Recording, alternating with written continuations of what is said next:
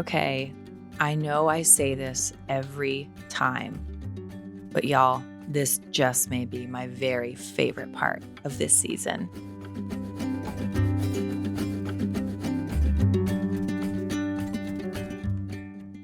This is the time of year where you have to just get in there and get aggressive and get everything out of the garden that you possibly can. So for us, this means that we're going to capitalize on these beautiful sunny days where it's not too hot and not too cold, quite perfect actually. And we're going to venture out to the gardens. Sometimes that means weeding or drying flowers and herbs. But today it means that we're hauling it to the market garden because we have to get these cabbages and these potatoes out of the beds. So those of you who have been with us for a while know that we put up almost all of our food here on our little 2-acre farm. We grow our own meat, we have a dairy cow, and we do a lot of organic vegetable farming. For us, this means that basically spring through fall, we're out in the gardens, tending the ground, planting seeds, harvesting, and then, of course, preserving everything that comes.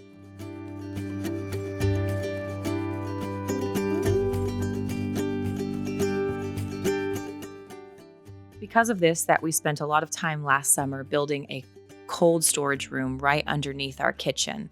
So our house is old and it has a large root cellar right beneath the kitchen. And we took part of that room and converted it into a cold storage. Basically, what this means is we don't have to be as skilled as people in the past. We utilize our root cellar, but I'm not quite as good as managing it as people were back in the day. So instead, we can grow huge crops of cabbages and potatoes and onions, things that need cold storage. And we're able to utilize the cold room for some of those crops, like the cabbages. Basically, what this means is that the cabbages will hold over well into the spring. In fact, I think we ate our last cabbage in May from the previous summer. Is that right? That sounds about right, yeah. We eat a lot of cabbage in the winter. Yeah, and it's nice to be able to pull a cabbage out that you haven't fermented or anything, in the dead of winter, that you can saute up. I mean, it's not going to taste exactly like it would when It's still pretty you pull good. it right out of the ground, but it is pretty awesome to be able to do that. So we're not Luddites when it comes to technology. We use the things that we need to do. Refrigeration. Yeah, it's awesome. It is awesome when you can pull a crispy cabbage out, and you always have to take the few outer leaves off because they get a little gnarly in the cold storage room, but they'll last and last. So we grow a special storage variety.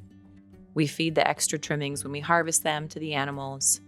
They just get put into a big basket and shoved into the cold storage, and there they will stay for the remainder of the winter.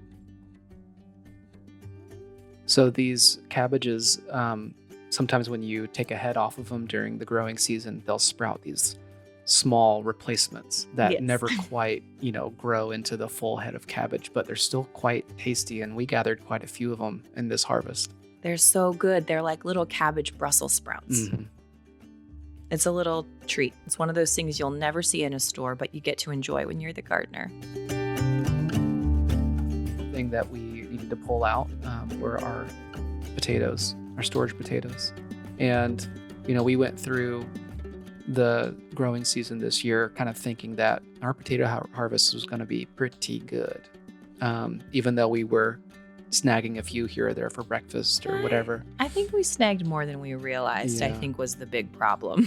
Yeah, and our crop and our harvest just wasn't as much as we thought it was going to be. So I kind of think of like this year for us was sort of the year of the tomato.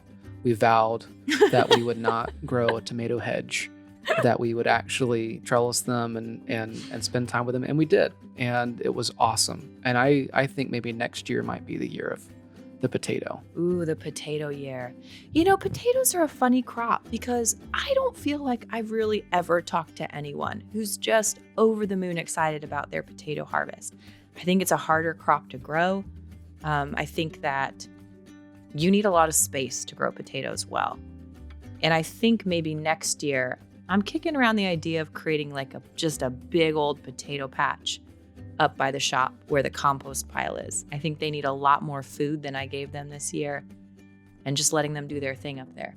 Yeah, I'm interested in maybe doing a little bit more research, hearing what folks have to say about what's worked for them, and it's fun to be able to do it like this, sort of each year. Take one thing, and try to do it well, even as we're still doing the other things that we're doing. But you kind of give focus to something like that. Very much so. When I started gardening, I kind of just thought, oh, I'll know how to do this. Like, this is just a thing people do. We know how to grow things. And it turns out that there's a piece of that that's true, but there's another larger piece where each crop requires its own special skill set. In some ways, each crop is like a musical instrument, where the principles of the music are the same, no matter what instrument you're playing. But each one, you have to learn a new dexterity to. You have to learn how to make that instrument sing. And like you said, Stu, this was the tomato year. We had a beautiful harvest.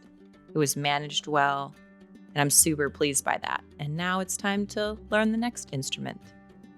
And at least we got some potatoes. Yeah, I mean, the thing with potatoes, that's a good analogy, by the way, the instrument. Thank you. I thought you would like that. I like it a lot. But I know you. If you know music, if you know instruments a little bit, you'll be able to do some, something. You'll be able to get some sound, right, out of any instrument you pick up. But that's basically the way I play instruments. Just make a noise. But yeah, spending some time with one in particular, hopefully with the potato next year, we'll just be that more proficient at it. I think next year I'm just going to grow them straight in cow manure, just like straight up. That might not be the best idea. It could be. It just might be. Or it might be disastrous. We'll see. We obviously have some learning to do. Go figure. So as we're looking at the things that we're hauling out of the garden this year, we're already thinking about, overhauling and things we'll do new next year. Obviously the potatoes is one thing. We got work to do on our water. We got work to do on our weed suppression. All the things that you gotta be willing to learn and grow in. And we definitely have lots of growing and learning still to do. Don't we ever?